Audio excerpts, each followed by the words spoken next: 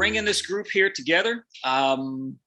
Thank you for allowing us to have access to your scriptures. We kind of take it for granted. Not only did you give us your son and give us the ultimate get out of jail free card so that we're not forced to confront the punishment for our sins, we have access to you. That in itself is awesome, but you go a step further and you provide a message system from you for us to understand you, but also understand ourselves, that we call the Bible.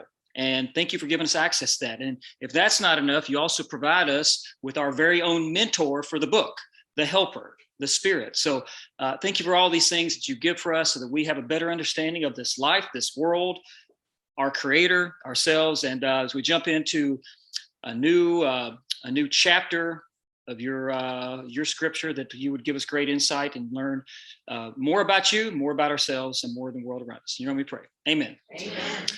Okay, so we are about to start this journey into a new book. Before we do, I just want to push pause because you know what happens when I start, it's full throttle. So let's just take a breath. Back up here, and I want to get a perspective of Bible Boot Camp just for a second. We got some new people, and so you may be like, what the heck is Bible Boot Camp? Bible Boot Camp is not just a Bible study, although it is, and it's not just a fitness ministry like what Sandra does over there, although it is. It's more than that. If it's just a Bible study just in general is what? Typically for believers to come learn about the Bible more, right? We are kind of that. We kind of have a weekly Bible study, but that's not the mission of Bible Boot Camp. And it is part of a fitness ministry where people can come in and get their stretch on and do what sometimes is stretching and sometimes other things. But the concept of a fitness ministry is to use that as a vehicle, as a platform to reach the world. That is a part of it, but that's not the mission of Bible Boot Camp. The mission of it has always been from day one. Teach the Bible to a biblically illiterate world. That is, teach the Bible because the world doesn't know the Bible. They know of the Bible. They've heard things about the Bible. They don't know the Bible. And we've gone through, I won't bore you with the statistics of just the average American today living in, the Western culture, how little they know about the Bible. There's an illiteracy there. And so I just want to get back to that concept. The point of this is for us to come each week, learn the book of the Bible. We're going to go through the whole Bible. I joke that it's going to take 30 years at this pace, but really could probably be in a decade or less. I'm not convinced that I can make it a decade. I may not be here for a decade, but I've got people that are ready to step in line. That's why I've got Jeff and JK that's ready to step in and take my spot if I'm not here. So you're saying you're going to rapture and we're not. That's what you're saying. No, I don't know that, rapture, whatever. But anyway, but that's the goal. And normally we would go from one from the old, one from the new, one from the old. That would be our pattern. And so I had a New Testament book we were going to do, but I chose Esther for two reasons. One, it's the perfect sequel to what we just had. We just studied Daniel, and this kind of picks up right after Daniel. It's a nice sequel. It kind of is tied, and there's a lot of connections to it. But then selfishly, it is one of the strangest, most mysterious books. And when I learned what it was about, I just had to. I get into the mystery and suspense of it. So if it's a strange book, I want to do it. So that was part of the reason we do it. So Esther, let's talk about this. We're going to cover chapters 1 and 2 tonight. And we're going to talk about this first part, the banquet and the fall of the queen. This is one of the most, just to get a timeline of this picks up after Daniel, after the lion's den situation, right? So get a little snapshot here. If you hadn't been with us, Daniel was in Israel when it's at its peak, so to speak.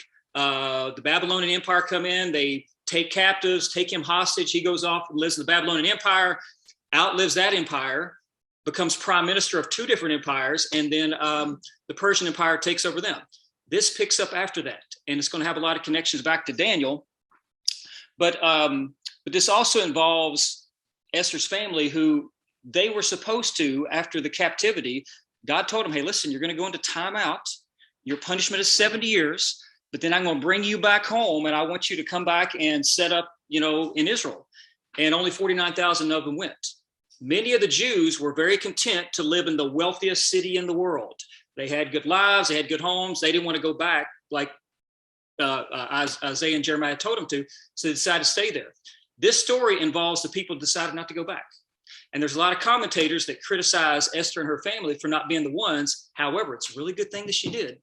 If she hadn't, there would be no temple, there would be no Jerusalem, there would be no Jews, and there would be no Messiah. And you and I would be in trouble. So that's what we're going to kind of be confronted with. Let's do a little introduction here. I said it's a very strange book. We're going to look at that. I love that that subtitle, A King, a Queen, a Pawn, and the Providence of God. It's an interesting story and a fascinating period of history. You talk about, just from a story standpoint, we're talking about this whole Arabian Nights, Prince of Persia, Aladdin kind of time frame. So many movies and books have been written about it. So that part's interesting. You got palace drama, conspiracies, a story of human love, not godly love, human love, and during the glory of the Persian Empire. And you talk about a Jewish servant girl who gets elevated to become the Queen of Persia and prevents a Hitler-like annihilation. The Jews are marked for extermination. Just like Hitler was, they were, and the events that happens in this book is going to prevent that from happening. And again, if it didn't happen, there would be no Jews, there would be no Messiah. So what about this mystery of the book? What makes it so mysterious? There's no mention of the name of God anywhere in the book. It's the only book in the Bible that doesn't mention God's name. Let me give you a little secret. It does, but you got to look for it, and it's hidden, and we're going to talk about that. There's no prediction of the Messiah, no mention of Jesus coming. Every book in the Old Testament was all about pointing to Jesus. This one has no mention of it. Doesn't even talk about it. There's not one word said about worship or faith. There's not one word said about heaven or hell. There's nothing religious about the book. Matter of fact, a lot of people question why it should be in the book. Martin Luther said it shouldn't. Said it's not divinely inspired, should not be in the book, didn't meet the criteria. It's an incredible story, but why is it in the Bible? What you're going to discover here is the name Yod-Heh-Vah-Heh, the unpronounceable name of God, is encrypted underneath the text in multiple ways. And when we get to that, it's going to blow your mind. The name Esther itself means something hidden. And when I read that, I was like, oh, we're doing this book. That's a for sure. Okay, so that's kind of what we're dealing with here. Paul wrote about this a couple times. These things that happen, he's talking about the Old Testament, the Bible, the scripture, their scripture, that all the things that happened in the Old Testament happened as an example, and they were written for our instruction. Everything in the Old Testament, all those crazy, bizarre stories, things you don't understand, they were written for our instruction. And it also talks about that in Romans. For whatever was written in earlier times was written for our instruction, so that through perseverance and encouragement of the scriptures, we might have hope. That's what you're going to discover about this book, the book of Esther. Cool story, fascinating. Every chapter ends with a cliffhanger. It keeps you on its heels. There's so much drama and suspense. The story's interesting, but it's really what you'll discover at the end of this. It is a complete summary of the book of Romans. If you've ever done a study of the book of Romans, I want you to keep that in mind as you read through this. This is going to be a summary of that. Interesting. Let's get a snapshot of where we're at, just in the whole timeline. So we know there's the creation. There was the fall of man. You had the flood. Right after the flood, you had the Tower of Babel, and the nations were dispersed into 70 nations. Then came the call of Abraham, which starts this whole program God has for Israel. Starts with Abraham. And of course, they develop a kingdom under King David, Solomon. It reaches its peak. But then they have civil war. The north, people in the north go bad, and they go bad fast. The people in the south hang on a little bit, but eventually they all get taken into exile for 70 years. And then, of course, down the road, we have the cross and these other two events that are coming soon. But this nation of Israel, the program God has for them is from Abraham to the cross, from the call to the cross. After that, we're in this period of the church age, right? We're going to be dealing with, and then it will return back to Israel. We're going to be dealing with this period of time right here after the exile, but before Christ's ministry.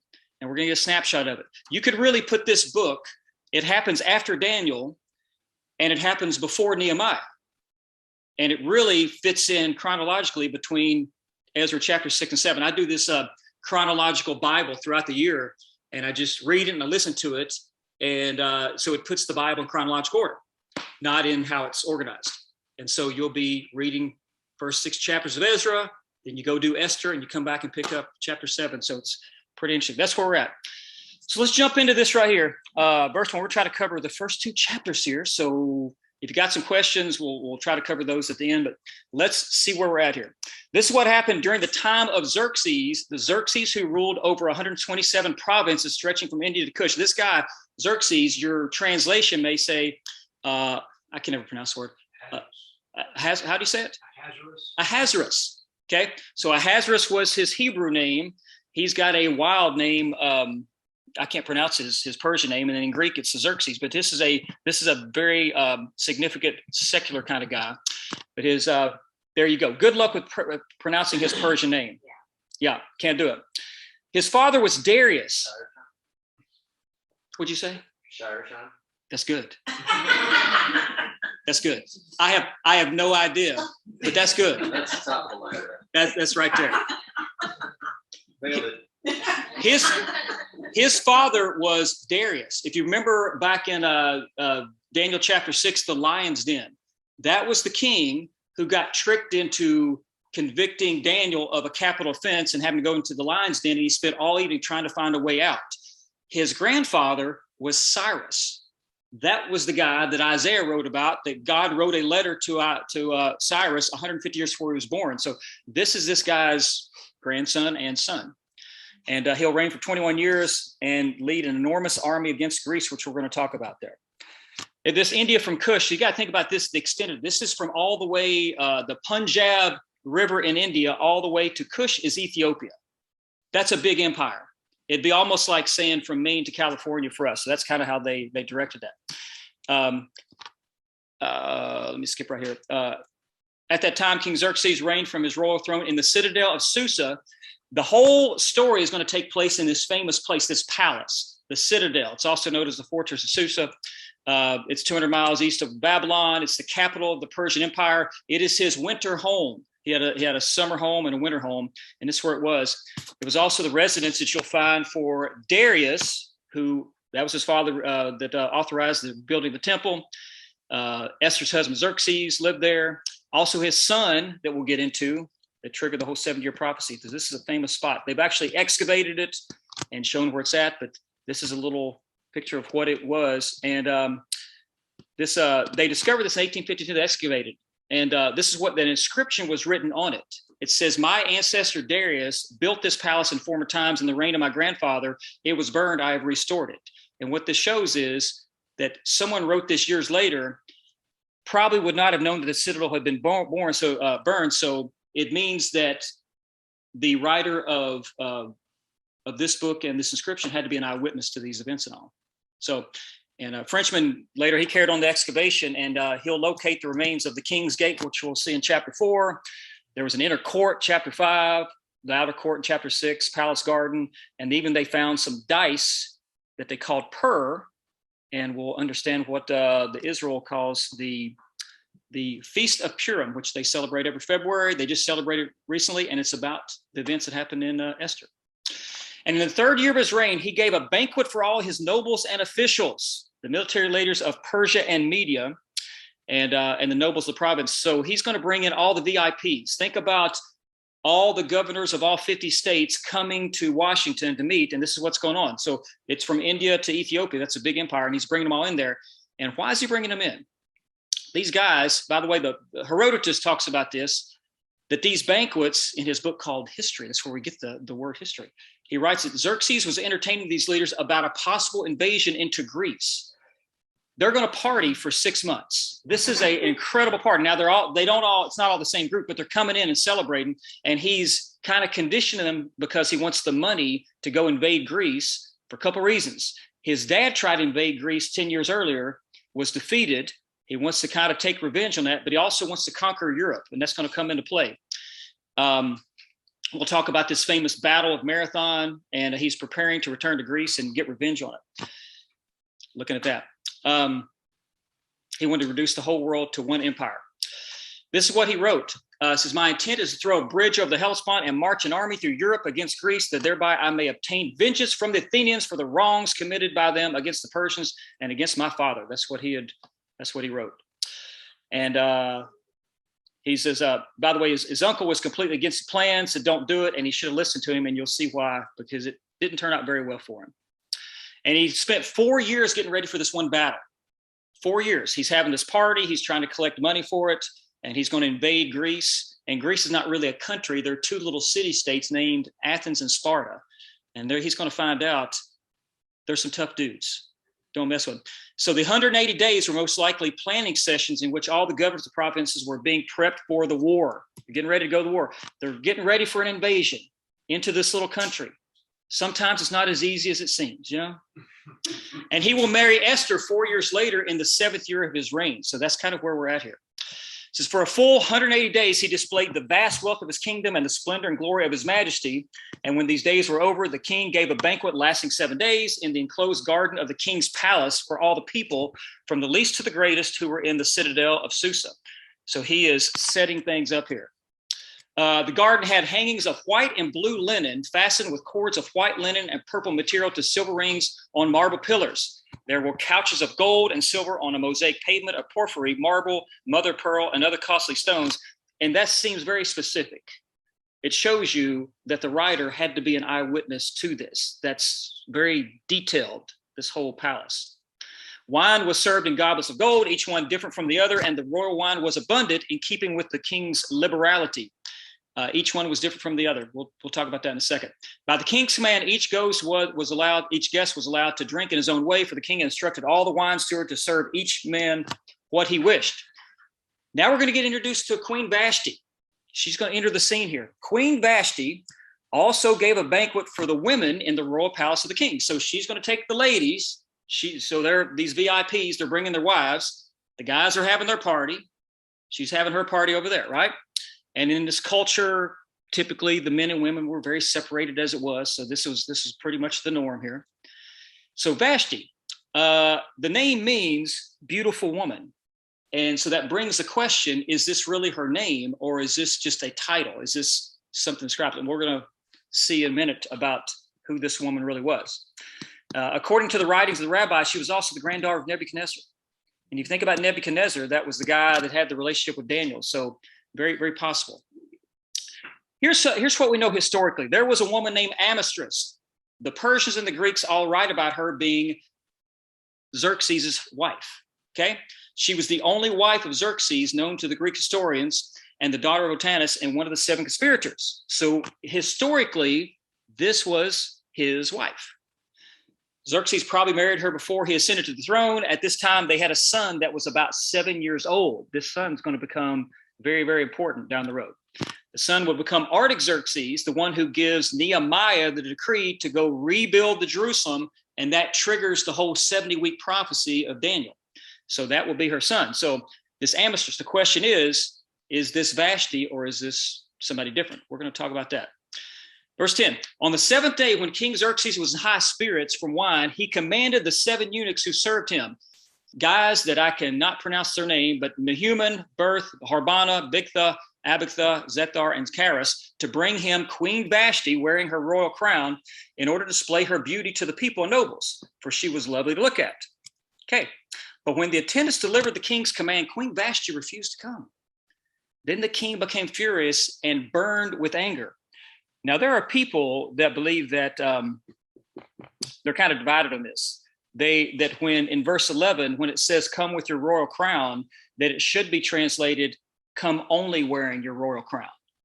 And so she gets this command to come before there, a bunch of drunken guys, not going to happen, right? So she decides, I'm not doing it.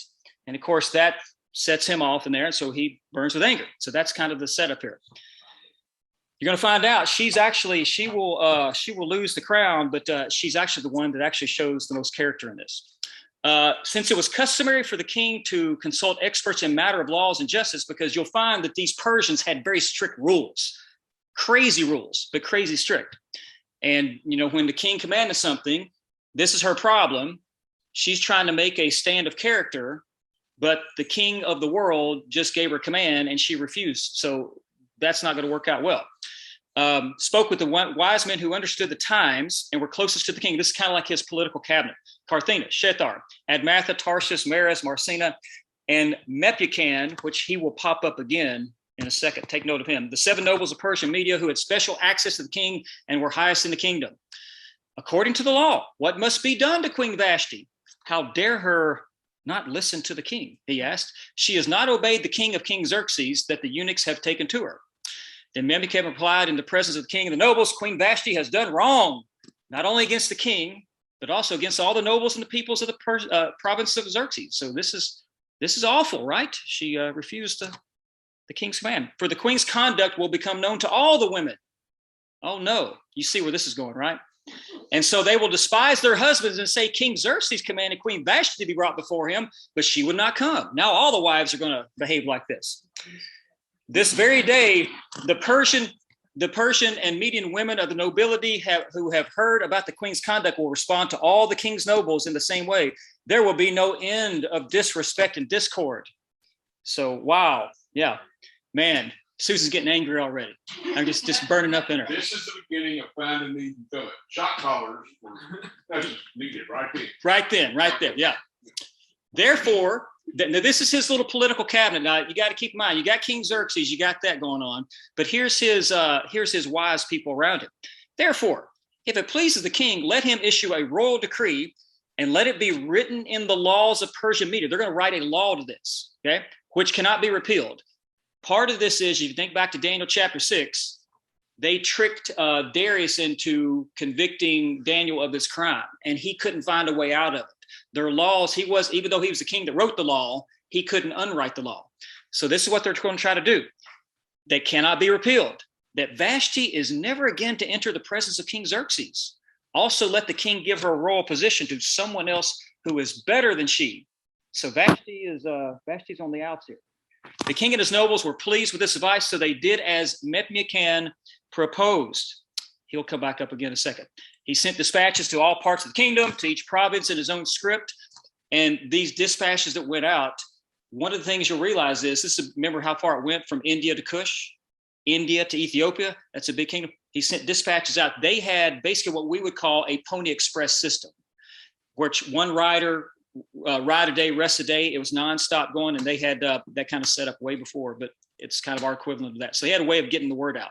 And that's going to come to play at the end when they need to get the word out. To each people in its own language, proclaiming to each people's tongue that every man should be ruler of his own household. So there you go. So that's where we set up here. So now what's going to happen is you're going to see Esther enter the scene now that you've got this big shakeup in the palace. Later, when the anger of King Xerxes had subsided, he remembered Vashti and what she had done and what he had decreed about her. You need to know that later, there's about 4 years has taken place between this. And in these 4 years, that whole setup for war he was trying to do, he takes action. He goes and tries to conquer these little city-states of Athens and Sparta. And I want to go through this for a second because he experiences this disastrous invasion of Greece. So just so you get a little setting here, this is what happened 10 years before. His father tried to take over Athens. He tried to conquer them. And this is this famous Battle of Marathon, right? If you want to know, we got the Little Rock Marathons. The next weekend is coming. What is it? It's a 26-mile race. Well, the rider, you get that because his father Darius goes in to try to conquer Athens. These guys stand up to him. It took 90,000 men in. They had 10,000, and they kicked his tail. Those 10,000 Athenians. And so, and when you know the story, if you've heard this before, they sent a runner back to the king of Athens and says to tell him they had won, and he runs 26 miles, apparently died at the end. But what did he say as he died? He yells out 3 words, Nike, Nike, Nike, which means victory. That's where we get that from. And now we run a race because somebody died. Anyway. In shoes. In shoes, exactly. So this was led by Xerxes' father. He wanted to punish Greece for helping with the revolt it was, and he wanted to conquer Europe. So his father goes in there and he gets his tail kicked. And so the Persians had 90,000, the Athenians had 10,000. But 6,400 dead soldiers, while Athens only lost 190. So it was a defeat. So his father comes back. He's humiliated. This little bitty country over here has beaten this world empire. So applicable to what's going on right now. So what happens is, so the son, Xerxes, is going to go, he's going to avenge his father, but he also wants 2 things. He wants to get revenge, but he wants to conquer Europe. The West, Europe of what we know now is not developed yet. People are moving west. That's the prime real estate, and he wants to conquer it. So this battle. So for 4 years, he's about to go attack Athens. He's going to go a different route. He's going to bring his Navy ships in and conquer from the north. And these little people in Athens, not very many of them, they hear about it. They see the Navy ships starting to line up at the border. They hear the reports of it. So they're kind of prepared. And this famous Battle of Thermopylae. So it's 480, it's 10 years later. He's vowed revenge for his father. They called it the Hot Gates because it had hot springs there. And this setup, it's interesting. You had this big ocean, a little road, and the big mountain. So it wasn't very easy to get into. And this legendary battle would be the first led by Xerxes in 480. So what happens? The Athenians team up with the Spartans. They were, what's that? 300. Exactly, you guys, if you watch it, I mean, they did it right. So Athens and Sparta were rival city-states, but they go to each other and say, hey, listen, the Persian Empire is coming. We've got to team up for this. So the Athenians and the Spartans were some bad dudes. So they form an alliance to defend the country. They agreed to make a stand against the invading Persians at Thermopylae. In those days, it was only about a 50-foot wide pass. It's bigger now, but at the time, there was only 50 feet this roadway. And Herodotus recorded that Xerxes had assembled an army of 2.6 million men. Remember, it took 4 years. He collected all the men from Persia to India. I mean, from India to Kush. He gets all these people together. 2.6 million men against the Greeks who had 7,000. So they are outnumbered more than 10 to 1, right? But they did know the landscape. And anytime you go into somebody else's country, you go into their yard, they know their yard better than you do. All right, so here's what happened. The battle has become the stuff of legend because its leaders, Leonidas, and 1,400 men, including the famous 300 Spartans. The Greeks had betrayed, by the way, go back here. This is how they set up. They blocked the roadway. They took their shields right there and they had their spears. So even though they had 2.6 million men, there's 50 feet of roadway. You got a mountain, you got the ocean, you can't get 2.6 million at a time. So they're coming and these people are just taking them, they're picking them off with the spears. So the Greeks, but they were betrayed by a local shepherd. Somebody living in Athens decides I can make some money off this because I know a secret entrance. I know a mountain pass. So I'm going to go send word to the Persians. Hey, I'll tell you how to take us out. You pay me money. I'll show you the way. And so he got paid and they had a mountain pass. And basically this allowed Xerxes to send his people from behind and trap them. So this Leonidas, if you watch the movie, he finally hears about this, sends all his people out. And the 300 Spartans said, we'll hold them off long enough for you guys to escape. And those 300 stood up. That's what the movie's all about. So Leonidas would send most of his men to escape while the 300 held them off. And they would die, but the people escaped. So they kind of gave up their life for that. So it's a famous, famous story. Movies have been made about it. There was one more battle that Xerxes tried one more time to come by sea. And there's this famous Battle of Salamis. Kid of a Navy guy, I got to tell you about this. The Persians would go on to take Athens, but later in 480 BC, the Greek Navy would defeat them in the Battle of Salamis. Depleted, the Greek general Themistocles sent a secret message to Xerxes saying, hey, our navy's turned against itself. All you got to do is attack. And apparently Xerxes fell for this. And so they started coming into the bay. He sent 400 ships into the bay, but the Navy fleet of Greece backed up a little further into the bay, drawing them in further. And once the Persians were trapped, they rammed them and smashed them and jumped onto the ships, and they ended up defeating them.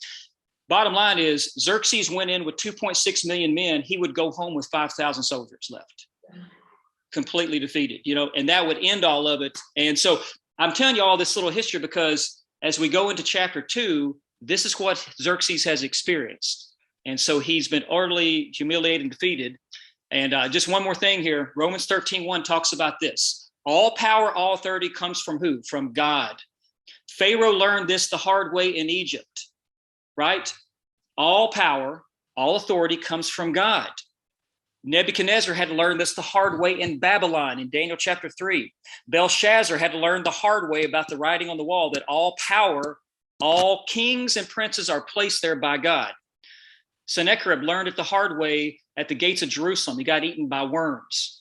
Herod Agrippa learned that he was one eaten by worms, and Sennacherib had learned at the gates of Jerusalem. America might be learning this today.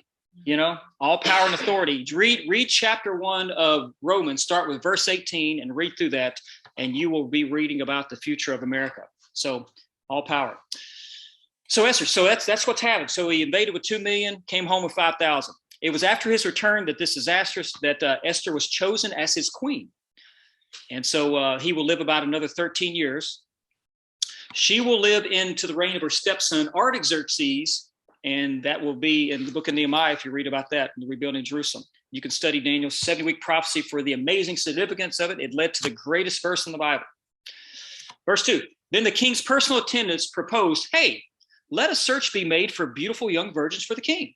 Let's have a beauty contest. Let's get Miss Persia to come in here and we'll just take her spot, right?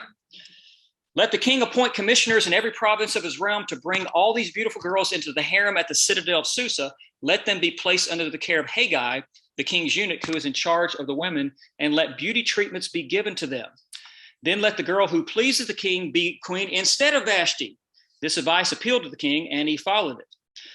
Now there was in the Citadel of Susa a Jew of the tribe of Benjamin named Mordecai. Mordecai is going to turn out to be the hero of the story. Esther is definitely the heroine, but Mordecai is the hero here. Son of Jair, the son of Shimei, the son of Kish. And anytime you see in the Bible, like things is like redundant, like why is it there? Like it doesn't, like why is it getting into so much detail? Like why is it's got to say son of Jair, son of Shimei, son of Kish? Why? Anytime you see that, that's a signpost that says dig here, there's something there. Son of Kish. Does anybody else who know who was the son of Kish in the Bible? King Saul.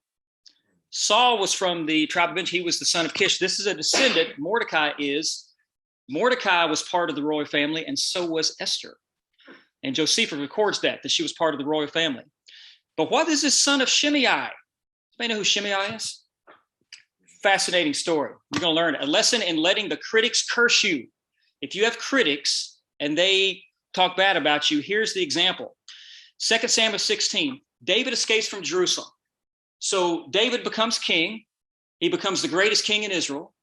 At the height of it, he got himself in a situation and he found some chick laying out by the pool, and we know the story there.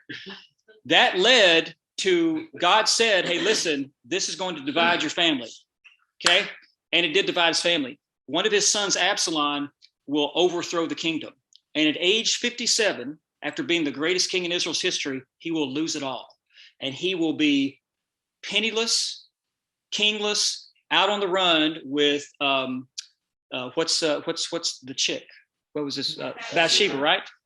Him, Bathsheba, and a little 7-year-old boy named Solomon will be on the run because he's lost it all. He's lost the kingdom. He's lost everything. His son overthrows him. And on the way, they're running for their lives. He's got his basically his secret service. They're going over the Mount of Olives, escaping because Absalom, his son, is going to kill him.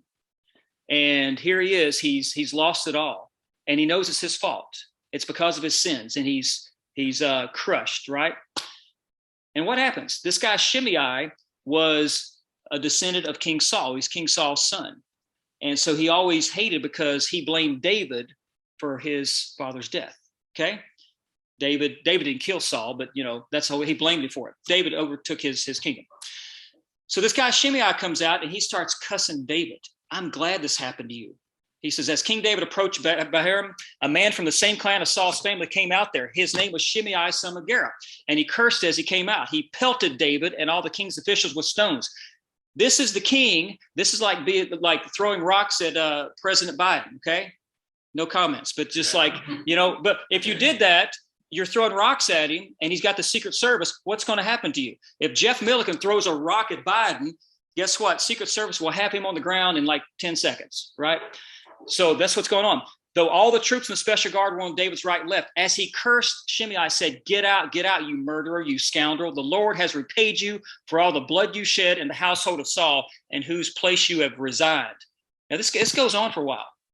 And so his Abishai, one of his top guys, one of his mighty men, says, I'm going to pull up my sword. I'm going to take that guy's head off. He ain't doing that to the king. So he goes to kill him. What does David do? David believed his Lord doing. He said, no, let him do it. Let him go. That's the Lord's doing. And his guy's like, he just threw a rock at you. He's cussing you. He's cussing you, the king. I'm going to take him out. David believed it was the Lord's doing, and so he spared Shimei's life. You're going to discover Shimei's descendant plays a major role in this story. let him curse you, for the Lord has told him to. So here's the genealogy. David sparing Shimei's life resulted in there being a Mordecai. This was part of that royal family. If David had let his guy kill Shimei, there is no Mordecai, right? You're also going to discover there's a villain in the story, Haman. His life was spared. Saul spared his ancestor's life, and it'll tie them together really good. But just keep in mind, if David hadn't done that, he showed character. Mordecai doesn't even come to play, and there's no Esther. There you go. You'll discover that Saul sparing Agag's life resulted in there being a Haman. So the protagonists in the story were there because of grace. All right, verse 6. This is Mordecai, who had been carried into exile from Jerusalem by Nebuchadnezzar, king of Babylon, among those taken with Joachim, king of Judah. We remember David was taken captive as a 14-year-old. Mordecai was also taken about the same time. So this is about 80 years before. So you go back to Daniel chapter 1, there was the fall of Jerusalem. Just to give you a little snapshot of this. Babylon comes in, they attack it. Hostages are taken, including 4 teenage boys. Daniel and his 3 buddies, Hananiah, Mishael, Azariah, better known as Shadrach, Meshach, and Abednego. Then they come back and attack them a second time, and they take 10,000 captives, including Ezekiel and Mordecai. And then the third time they came, they burned the temple, slaughtered everyone, and Jerusalem was destroyed. So Mordecai was taken as a little kid in that, and here he is probably in his 80s right now. You can read all about that in 2 Chronicles 36. Verse 7, Mordecai had a cousin named Hadassah. So this is where we're going to be introduced to Esther, whose he had brought because she had neither father nor mother. This girl, who also was known as Esther, was lovely in form and features, and Mordecai had taken her as his own daughter when her father and mother had died. Now remember, this is the group. Some of the Jews were given money to go back to Israel. You guys have been in captivity for 70 years. You can go back. We'll give you money. Cyrus the Great gave them that. This group decided not to go, and it's a good thing. Esther comes from the words to hide, or something is hidden. So let's talk about this. She's a Jewish girl named Hadassah, which meant the myrtle. Interesting. The myrtle tree is used in prophecy, and there's some hidden things there too. We'll come back to that, but a lot to this. She was the daughter of Abigail, a Benjamite. Her family was one of the ones who elected not to return to Jerusalem. Cyrus allowed the captives to go back home. And she lived with Mordecai, who held some kind of office in the citadel. Mordecai had some type of position there in the office, and that's why he had proximity to it. Verse 8, when the king's order and edict had been proclaimed, many girls were brought into the citadel of Susa and put under the care of Hegai. Esther also was taken to the king's palace and entrusted to Hegai, who had charge of the harem. And this guy will show up. He's talked about in secular history. Herodotus talks about it. She pleased him and won his favor. Immediately he provided her with her beauty treatments and special food. And I gotta tell you, she's experiencing a little bit of like a Joseph story. You remember Joseph found favor with everyone he's around. Daniel found favor with everyone he's around. Esther's finding favor with everyone who's around. He assigned to her 7 female attendants selected from the king's palace and moved her and her attendants into the best place in the harem. Esther had not revealed her nationality. She's not going to tell him she's a Jew and family background because Mordecai had forbidden her to do so. Every day he walked back and forth near the courtyard of the harem to find out how Esther was and what was happening. So Mordecai is around the palace, but he can't go in where the women are. But he's keeping tabs on his cousin. Before a young woman's turn came to go into King Xerxes, she had to complete 12 months of beauty treatments prescribed for the women, 6 months of oil of myrrh and 6 with perfumes and cosmetics. I mean, does a wife do that for her husband? Just take that long to get ready? Like that's a long time, Susan. That's a long time, 12 months. Woo! Okay. And this is how she would go to the king. Anything she wanted was given her to take with her from the harem to the king's palace. In the evening, she would go there, and in the morning, she would return to the other part of the harem to the care of Shazgaz, the king's eunuch who was in charge of the concubines. She would not return to the king unless he was pleased with her and summoned her by name. And that's what's going to go. When the turn came for Esther, the young woman Mordecai had adopted, the daughter of his uncle Abigail, to go to the king, she asked for nothing other than what Hegai, the king's eunuch, who was in charge of the harem, suggested. And Esther won the favor of everyone who saw her. She was taken to King Xerxes in the royal residence of the 10th month, the month of Tebeth, in the 70th year of his reign, 70th year, should say. And interesting, these little Jewish calendar months that were established from, every calendar had its start somewhere around the Tower of Babel. Kind of like all languages have their trace back to the Tower of Babel. but the Jewish calendar and the Jewish language seems to have been there from time immemorial, seems to have always been there. It was there before flood. So this is one of those. Now, the king was attracted to Esther more than to any other women. By the way, this is the NIV. Some says he loved her more than all those. And I just find it hard to believe that he loved her. So I kind of like this translation here a little bit better. And she won his favor and approval more than any of the other virgins. So he set a royal crown on her head and made her queen instead of Vashti. As the king gave a great banquet, Esther's banquet, for all his nobles and officials, he proclaimed a holiday throughout the provinces and distributed gifts with royal liberality. He's going to forgive all their taxes, all their debts, wiped clean. That's a pretty good deal. So I'm sure the people were happy that this is going on. I would think so. Now, if this was a TV episode, it would, she becomes queen. It would fade to music and that would be it. But then you have this scene, but then suddenly it fades to black and then it goes into the cliffhanger, right?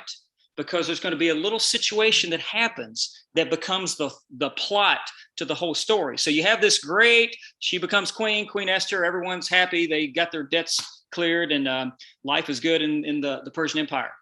But here's something happens. Mordecai uncovers a conspiracy. When the virgins were assembled a second time, Mordecai was sitting at the king's gate.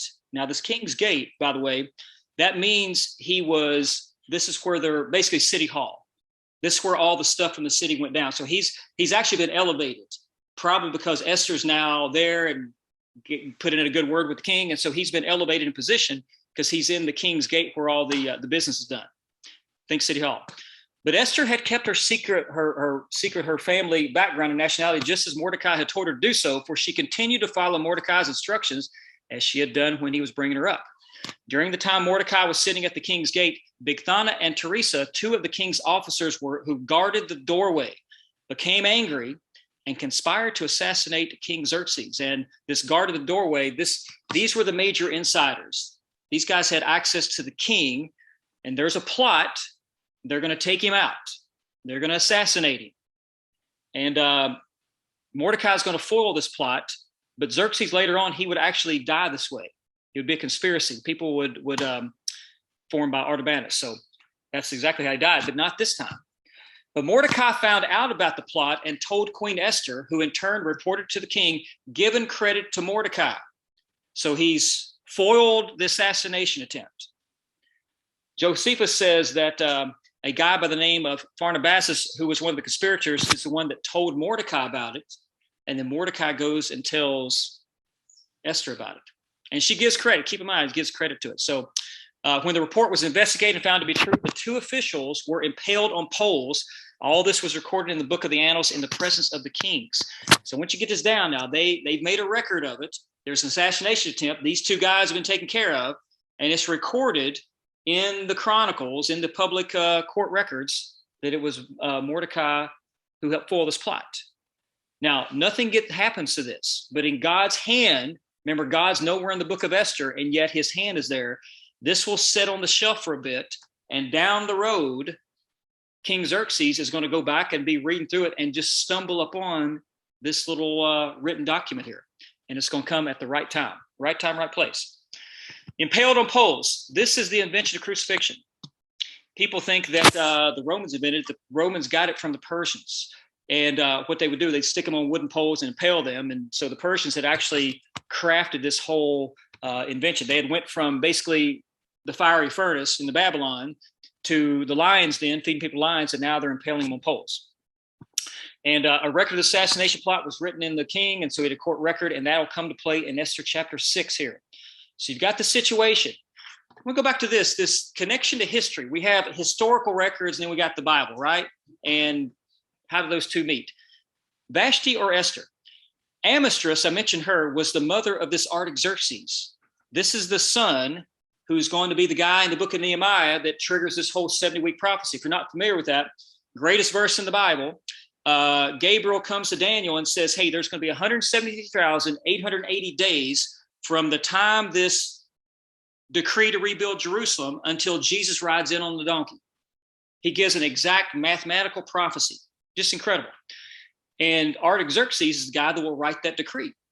This is the son of Xerxes. You with me? And so this Amestris was the mother. So the question is, Artaxerxes was born in 483. We know that. Vashti was removed as queen a year later in 482. So she apparently was his mother. However, here's what gets confusing. Amestris had great influence as the queen mother during his reign, Artaxerxes' reign. And so the question is, many believe that it was actually Esther who had great influence over Artaxerxes and influenced him as the queen mother.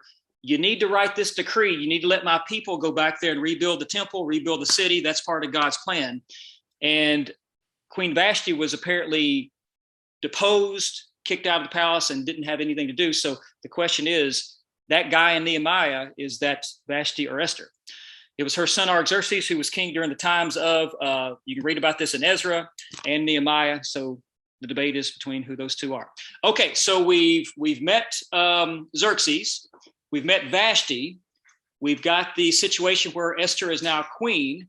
We've got Mordecai, but we're going to be introduced to one more character. And I'm going to call this the wrath of the Amalekite. You want to read Esther chapter 3 and 4 for this. And you're going to be introduced to the villain of the story, this guy by the name of Haman. And what I would recommend you do, go back and read 1 Samuel 15 to get this guy's background, because the thread goes all the way back to Genesis and involves an important ancestor of Mordecai. We're going to see, because King Saul way back then didn't do something, it spared his life. And that's why we get to this character of Haman. It's a really amazing story. We'll go through the story part, and then at the very end of this, week 6, after we have this incredible drama play out, we're going to see the story of where God is in this. The invisible hand of God has been there the whole time, and it's just not seen, but you got to look under the text and all. So that's going to be next week. And what we're going to do now is we're just going to, if you got some questions, we're going to answer. Actually, pause. If you got some questions, Jeff and JK is going to answer them. Let's pray, and then we'll just do some Q&A, and that's it. And I appreciate you guys coming out for the launch of this journey into this book.